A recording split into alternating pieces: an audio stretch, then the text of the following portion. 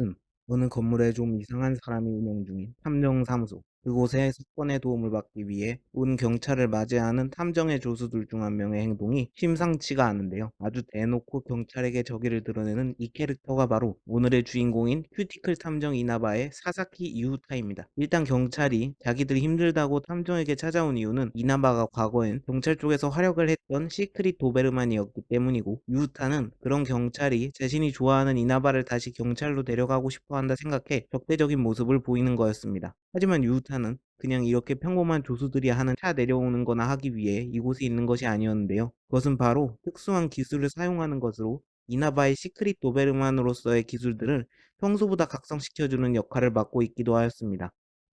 그리고 이러한 기술을 사용했을 때 이나바가 검은 머리를 불면 모든 사람들을 우울하게 만들어 버리지만, 왠지 유타에게 통하지 않는 모습을 보여주는데요. 그 이유는 설명해주지 않는 게 뭔가 아쉬웠어요. 그리고 시크릿 도베르만에게 도움을 주는 마지막 방식으론 유타의 머리색에 관련이 되어 있었는데요. 이나바의 이 기술은 자신이 입에 문 머리색에 따라 힘이 변동이 되는데, 앞에 나왔던 검은색은 정신 공격을 한다면 유타 같은 금발의 머리를 입에 물게 되면 온몸에서 전기를 방출하는 능력을 가지게 되는 것 같은데요. 이 능력은 히로아카의 카미나리처럼 번개를 뿜어내기만 하는 것이 아닌 번개를 자유롭게 방출할 수 있는 능력이 되는 것 같았어요. 그리고 이러한 기술은 이나바의 각성을 위해서만 사용하는 게 아니었는데요. 그건 바로 자신에게 사용하는 것으로 자신의 감정을 표현할 때가 있었습니다. 지금 나오는 장면은 자신의 최애인 이나바 씨가 케이를 가장 사랑하게 되는 상황에 대한 질투로 인해 분노를 하게 된 상황으로 자신의 혀를 자신이 누르는 것으로 어느 만화의 외계인처럼 황금색 기운을 온몸으로 내뿜은 다음에 그것을 손으로 모아 에너지파를 발산하는 모습을 보여주기도 했습니다. 川柳奥義灼熱ジェラシー 그렇지만 기술의 위력에 비해 본인의 몸이 약한 탓이 있는 건지 한번 사용하면 사용할 수가 없는 것처럼 보였고, 그래서 주변에 있던 최강 인물인 오기에게 힘을 빌려주는 것으로 전과는 비교도 안 되는 위력을 보여주기도 했습니다.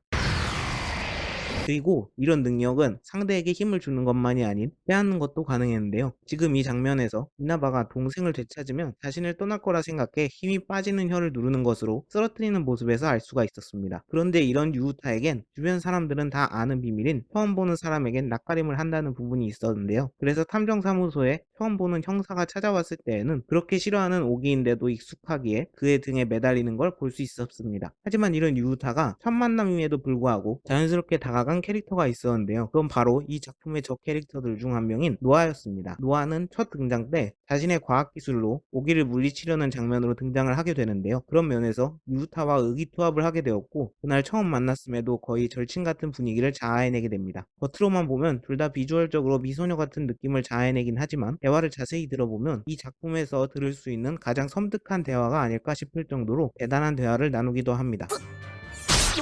何あれ何の毒や眠り薬しか持ち合わせがなくて 하지만 그와는 반대로 처음 같은 만남임에도 불구하고 오기를 뛰어넘는 죽이고 싶어하는 오오라를 내쁘게 만드는 존재도 있었는데요. 그 사람은 바로 이나바 히로시의 남동생인 하루카였습니다. 앞에 나왔던 내용처럼 그는 히로시의 사랑과 관심을 독차지하고 있기 때문에 유타의 질투를 사기에는 충분했는데요. 그래서 그런지 오기 때에는 시어머니의 괴롭힘 같은 수준이라면 이쪽은 진짜로 죽여버리고 싶어하는 표정으로 공격하려는 것이 얼마나 그를 미워하고 있는지를 느낄 수 있는 부분이었습니다. 그래도 이런 어두운 마음 덕분인지 하루카의 일행 중에 접신을 해야만 살아갈 수 있는 늑대의 영혼이 유타에게 빙의를 하려고 할 때에도 그의 몸에 들어오긴 하지만 유타는 아무런 반응이 없다가 갑자기 씹던 껌이라도 뱉듯이 모든 기운을 다 뽑혀버린 듯한 검은 늑대의 영혼을 뱉어내는 무서움을 보여주기도 하기는 했습니다. 그리고 이제 마지막으로 유타가 가장 중요하게 나온 듯한 에피소드를 소개하고 마무리를 지을까 하는데요. 이 에피소드는 무려 유타가 이 작품의 악역인 돈 발렌티노에게 붙잡힌 에피소드입니다. 하지만 실제로는 돈 일행이 오기를 붙잡을 수 있는 시설을 만들었다고 하기에 거기에 협력하기 위해서 스스로 들어온 상황이었던 것이었는데요. 하지만 유타가 실제로 성의 내부를 돌아다니면서 설치한 함정들의 상태를 보고는 마음에 안 든다는 얘기를 하게 되며, 알고 보니 자신의 마음으로 통하는 친구인 노아 없이 실시되었다는 사실에 짜증을 내게 됩니다.